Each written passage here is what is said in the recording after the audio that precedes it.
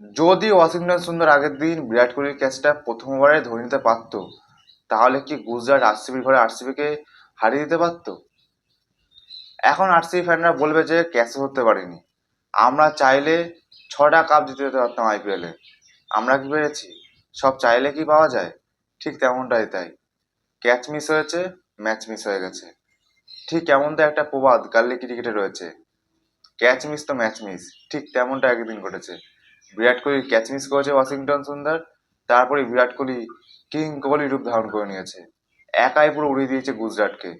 আগের দিন গুজরাট 205 রান করে 20 ওভারে 3 উইকেটের বিনিময়ে, আর সেই রান চেস করতে এসে আরসিবি 18 ওভার 5 বলে সেই রান চেস করে দেয় খুব ইজিলি 5 উইকেটের বিনিময়ে। এই ম্যাচের ম্যান অফ দ্য ম্যাচ হয়েছেন বিরাট কোহলি। 44 বলে 81 রান করেছেন তিনি, 185-এর স্ট্রাইক রেটে ব্যাট করেছেন। কোনো প্লেয়ার এই ম্যাচে কোনো ধারে কাছে ছিল না বিরাট কোহলি। সাই সুদর্শন সেঞ্চুরি করেছেন, তিনিও ধারে কাছে ছিলেন না। বিরাট কোহলি বর্তমানে 7 ম্যাচে 328 রান করে অরেঞ্জ ক্যাপের সবার শীর্ষে রয়েছেন। বিরাট কোহলি প্রতিবার আইপিএল হলেই অরেঞ্জ ক্যাপের ফার্স্টে, অরেঞ্জ ক্যাপের 5 জনের মধ্যে থাকবেই, নাহলে আইপিএল মনেই হয় না। কত পুরনো প্লেয়ার, তাহলে একবার ভাবুন, তিনি যখন 23-24 বছর বয়স ছিল তেনার, তিনি কি ছিলেন। এখন তিনি টি-20 থেকে অবসর নিয়েছেন, সামনে 2027 ওডিআই বিশ্বকাপ, তারপর তিনি হয়তো নাও খেলতে পারেন, তাও তিনি এখন অরেঞ্জ কাপ লিড করছেন। আগের দিন দেবদূত পাটিকালের একটা অসাধারণ একটা ইনিংস, 27 বলে 50 রান করেছেন তিনি। দেবদূত পাটিকাল যেদিন চলে, একটা অসাধারণ একটা ইনিংস খেলে আসে, অন্য কোনো প্লেয়ার ধারে কাছে যায় না। দুর্দান্ত একটা ইনিংস। তেনাকে কেন ভারতে চান্স দেওয়া হচ্ছে না সেটা এখন চিন্তার বিষয়।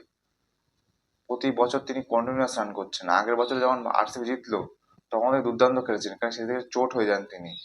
কিন্তু তিনি যখন খেলছিলেন, দুর্দান্ত ইনিংস খেলেছিলেন, সেই জন্য আরসিবি তাকে আবার রিটার্নও করে নেয়। কুনাল পান্ডিয়া আগের দিন দুর্দান্ত ইনিংস খেলেছেন, 12 বলে 23 রান। বোলিং এ কামান করতে পারেননি, কিন্তু ব্যাটিং এ একটা মূল্যবান রান করেছেন।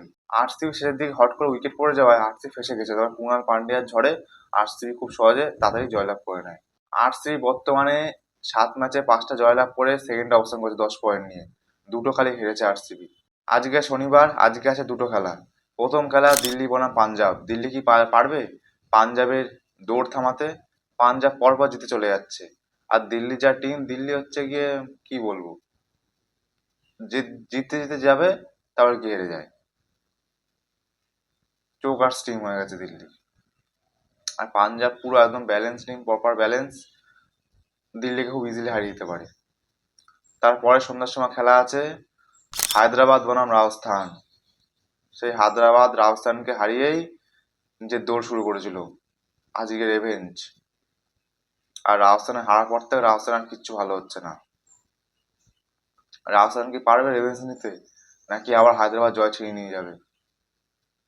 কি মনে হয় আজকে দুটো ম্যাচে কে জিতবে? কমেন্টে অবশ্যই জানাবেন।